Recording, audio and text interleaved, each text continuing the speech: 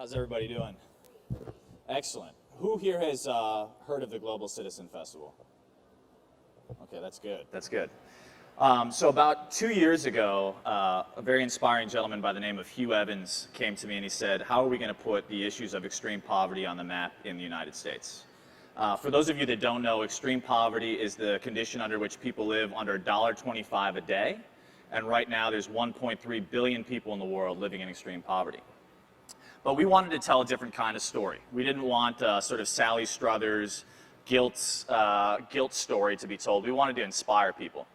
And so we came up with a rather brash idea. We said, well, what if we could throw a massive music festival that brought together some of the world's leading charities and NGOs and bring together as many people as possible and tell an entirely different story around the end of extreme poverty. And so what we did was we said, we went out to some of the best NGOs in the country, Charity Water, Pencils of Promise, UNICEF, big and small, those that had incredible digital followings and those that had profound reach, like the United Nations. And we said, what we want to do is we want to create a platform for you to tell your story. We don't want to actually raise money ourselves. We want to actually create a consortium where we can compound each other's message. And what we want to do is we want to do that in the most inspiring way possible. So what we're going to do is we're going to try to have a festival, and we're going to go for the best venue we can possibly get. And so what we did was we said, all right, well, we really want to go after Central Park. But Central Park, actually, you can't sell tickets, which is what makes it so extraordinary. The Beatles have never performed there. The Rolling Stones have never performed there. It's kind of the coveted venue for many, many artists because it has to be a free ticketed event. So what we did was we said, let's take this constraint and let's turn it to our advantage. And so we built a platform called Global Citizen. We said, what we'll do is, instead of asking people to pay for tickets, we'll ask for their action. And so what we did was we said, if you learn about this charity, if you watch this film and you share it on your social, you get a point. If you sign a petition for the Gates Foundation around ending polio, you get a point. If you volunteer for a verified charity like Pencils of Promise or Charity Water, you get a point. You get 3 points, you're entered into a lottery system. That lottery system becomes your ticket to the festival. And so the platform Global Citizen was born. Next, we needed to get the message out. And we were very, very fortunate. We found that when you tell an incredible story and you have a big vision, tons of people come out of the woodwork to help you. We got over 117 billboards across New York City, including the 3 largest billboards in Times Square.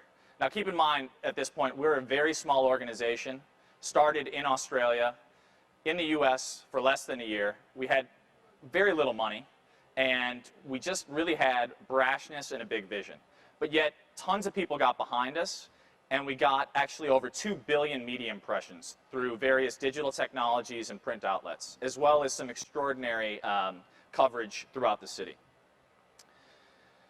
So the big thing was really getting Central Park. And as any of you know, I don't know how many of you have worked with parks. They're wonderful, but it's a challenge. You have a significant lift in just getting the Conservancy to approve it, because obviously it's their mandate to look after the well-being of the park. But we said what we want to do is we're going to be in the spirit of New York City. We're going to bring people, hopefully from all over the world, to the park. It's going to be a free venue, and we're going to go after the best artists we can possibly find. And this is where the real tricky piece came in. So Central Park said, all right, if you can get these extraordinary artists and you can give away tickets for free, we'll back you, which was a coup, because they granted us only the second Saturday since Simon and Garfunkel performed in 1981. And so what we did was we went after some of the biggest bands in the world, and we got John Silva, manager of the Foo Fighters, to say, all right, which is very hard when you're an unproven concept, if you will get another artist of repute, we'll get the Foo Fighters to perform on the Great Lawn in Central Park. So we were fortunate enough to go after the Black Keys. They were gracious. They had actually another performance a radio actual spot in LA, and they agreed to rearrange their radio spot. We wound up going after FedEx. They agreed to ship their stuff back across the country next day for free. Again, all off the backing of this particular vision, which is around raising awareness around the end of extreme poverty through innovative technology and an incredible musical event.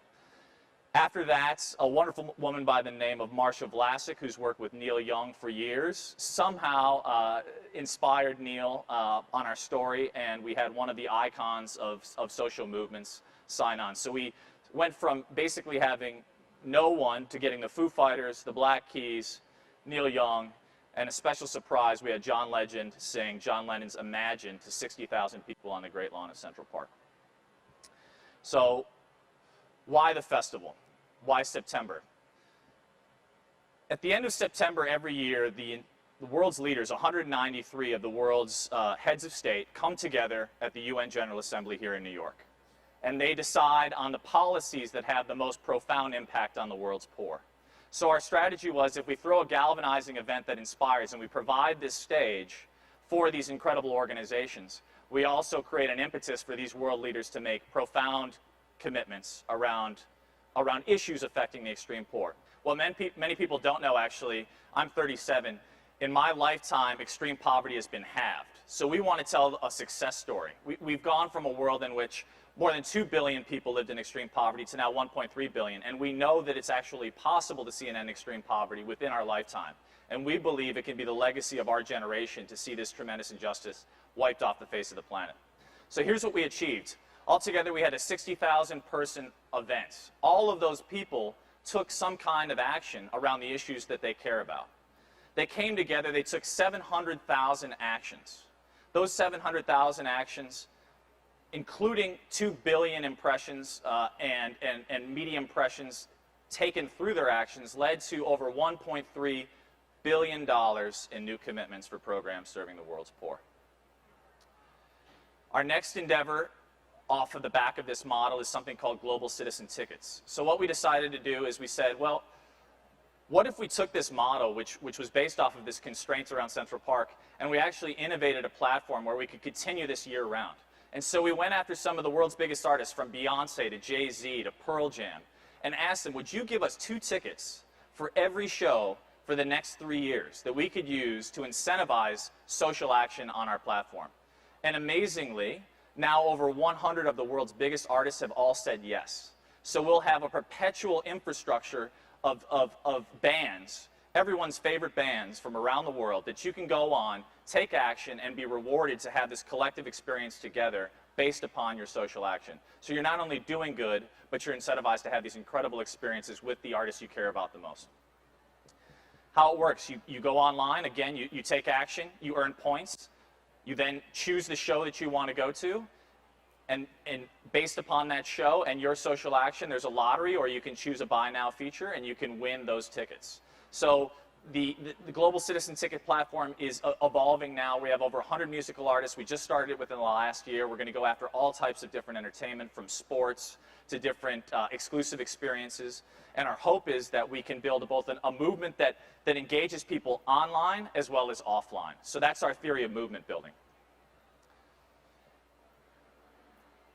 Here are some of the artists that have signed on. We have Angelique Kidjo, String Cheese Incident, Taj Mahal, music festivals from Coachella to Outside Lands. We really want to hit across the demographics. So we want to hit people who are passionate about R&B, hip-hop, country music. We want to engage this generation to make this issue the issue of our time. So what I encourage all of you to do is to sign on to globalcitizen.org. That's our website. I'd love to get feedback, and I'd love to share with you also, I know some of you have organizations that you're passionate about supporting. Some of the biggest lessons that I've learned through the course of this process. There's really 5. The first lesson I learned was, the bigger the vision, the greater the support that you receive. It's amazing. When we declared this vision, there was no rational reason to believe we could pull it off. We literally had next to no money. There was 3 of us. We were based in LA. And we had no artists, no reason to believe we could succeed, but we had an indomitable will to make it happen. And when you have that will and you have a story that you believe passionately in, it's incredible the kind of people that come to back you. We wound up doing a festival with the Gates Foundation that raised $118 million through 4 different governments in Australia, which gave us a bit of legitimacy. We wound up using that to convince AEG and Golden Voice that produced Coachella to back us if we could get a reasonable degree of support. And that actually grew basically a collaborative environment in which all these organizations came together to support. So I encourage you to dream big. The next piece is technology. As you know, technology is redefining our communities and our organizations every day. All of us are on social media, from Twitter to Facebook. The more you can innovate through technology, which is what we did through Global Citizen, taking a constraint and turning it to our asset, I think the more you can add to your story and really galvanize a great degree of attention and support. And have a story that resonates. For us, it was about, we wanted to change the dialogue. We didn't want to be guilting people into giving. We wanted to inspire people into a new sense of possibility. And instead of asking just for their donation, we wanted to ask for their action and for their voice. We wanted their inspiration, their hearts and minds. Thirdly, it's crucial, I think, to build trust and emotional support. I think one of the ways in which the story that we've tried to tell is different is if we really look to inspire people through a sense of agency, to enlist them and enroll them into our journey. And we've done that largely through the musical artists that they already care about and have an emotional resonance with. So we've partnered the artist with the issue and brought them together with the audience into a collective frame so that they're already connected to that which they're passionate about. And therefore, we're basically, from a place of emotional resonance, telling a story that then enrolls them into our vision, to become hopefully advocates and then also ultimately ambassadors of our vision. Fourthly is to prove your donation. There's an organization called Charity Water. Has anyone heard of Charity Water? Okay, great. So they've been around for 5 years. What Scott Harrison, the founder, did was he came up with this extraordinary idea. He recognized there was a lot of people that were disenfranchised with charities. And so what he said was, look, you give me $20 and I'll show you where that $20 goes. And so for those of you that are doing cash-based donations, it's profoundly powerful if you can actually prove your donation.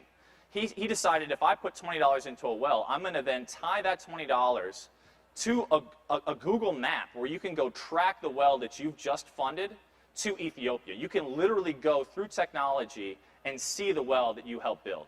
So if you prove it and you have transparency, it has profound results on building trust and galvanizing a great deal of support behind you. And then finally, I think it's important to be mindful of the ever-evolving landscape of giving. There's a great article in Vanity Fair this month, actually, about the environment in San Francisco in particular. But it talks about sort of the old guard of giving, which was very much based around sort of these galas with auctions, et cetera, where, you know, the wealthy elite would come and give money. And while that's not necessarily dead, it's very important to look at large bases of new possibility. Charity Water's been successful, Pencils of Promise has been successful, not because of these large, massive donations, but because they've created a resonance through technology with thousands of people who've given small-scale donations.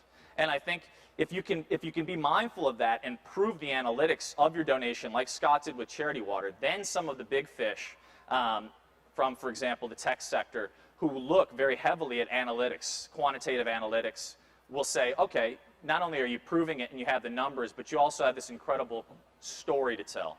And then what you've seen is that very large donations start to happen after you can demonstrate a large base of support and you can prove the consequence of what you're up to.